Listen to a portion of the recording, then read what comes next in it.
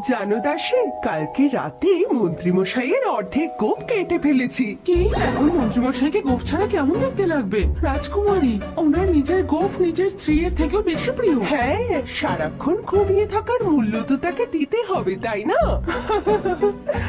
রাজকুমারী, এই নাও তোমার আয়ুর্বেদিক শরবত। এই শরবতটা তুমি খেলে তোমার ত্বক চকচক করবে। ইচ্ছে তো হচ্ছে না, তাও একবার খেয়ে দেখি।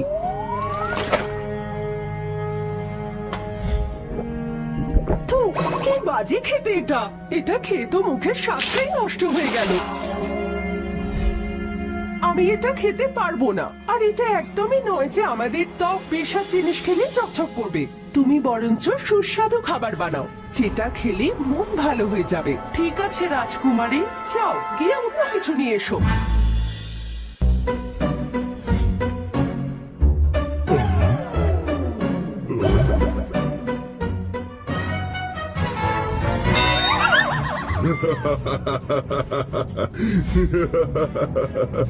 এটা আবার কিরকম লোক মন্ত্রী মশাই? অর্ধেক গোফ? আপনি তো আপনার গোফকে নিজের প্রাণের থেকেও বেশি ভালোবাসতেন, তাহলে হঠাৎ করে এটাকে ত্যাগ করলেন কেন? আমি তো কিছুতেই নিজের হাসি আটকাতে পারছি না। আমি আমার গোপ কাটিনি মহারাজ, আমার গোপের বলি দিয়েছে রাজকুমারী স্বয়ং।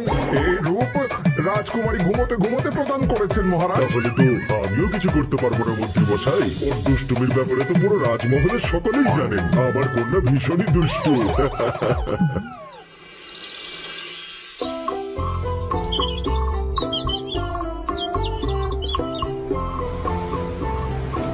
সীতাছে ঘরে, সীতাছে।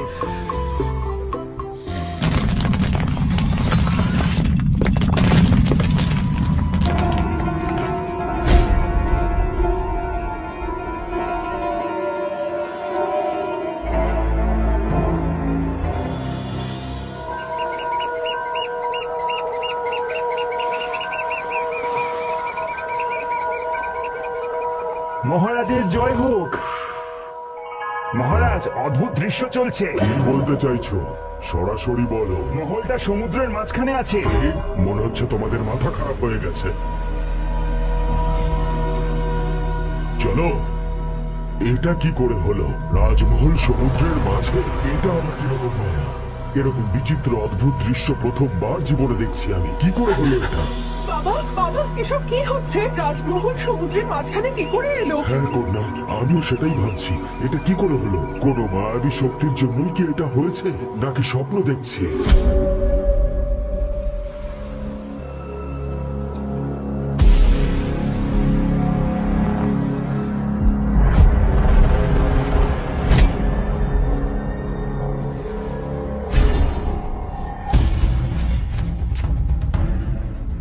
এ কি? রাজমহল তো সমুদ্র তটে এসে গেছে। এটা কিরকম বিচিত্র নগরী! সৈনিকরা, সৈনিকরা তাড়াতাড়ি যাও, আমাদের উপর আক্রমণ হয়েছে। সকলে অস্ত্রশস্ত্র নিয়ে আক্রমণ করো। আমাদের রাজমহলে ওদেরকে প্রবেশ করতে দিও না, বাইরেই শেষ করে দাও ওদের।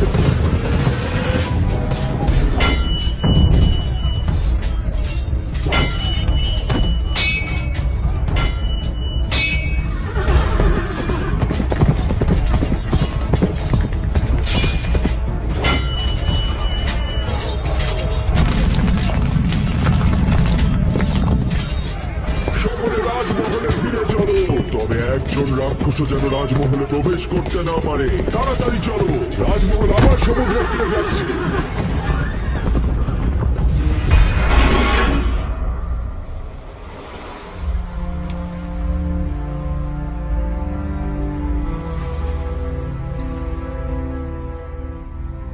কি হয়েছে বাবা?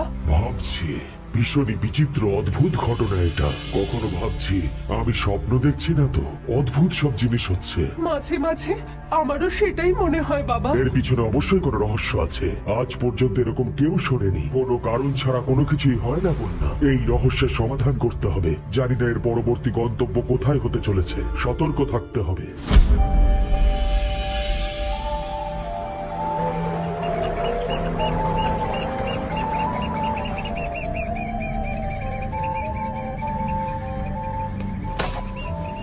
বাবা, আমরা এই জঙ্গলকে কাছ থেকে দেখতে পারি? কি সুগন্ধ আসছে ওখান থেকে, এরকম গন্ধ আগে কখনো পাইনি। না কন্যা, এটা কোনো ষড়যন্ত্রও হতে পারে। আমাকে একবার ভালো করে দেখতে দাও যে এটা কি ধরনের ভুল। যতক্ষণ না আমি সম্পূর্ণভাবে সন্তুষ্ট হব, আমি তোমাকে যেতে দিতে পারবো না।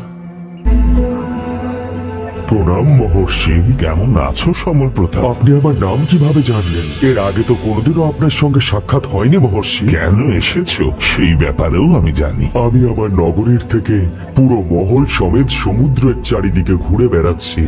ভীষণই চিন্তিত যে আমার নগরী, আমার প্রজারা, আমার আত্মীয়, রাজ্য সব চলে গেছে মহর্ষি। অপমানের পরিণাম তো সহ্য করতেই হবে রাজন। কি ধরনের অপমান মহর্ষি? আমি তো কিছুই বুঝতে পারছি। জলের অপমান রাজন। কিন্তু আমি তো জলকে কোনোদিনও সেভাবে অপমান করিনি মহর্ষি। দয়া করে আমাকে বলুন আর এই সংকট থেকে আমাকে মুক্ত করুন। আমি সারা জীবন এই জলযাত্রায় থাকতে চাই না।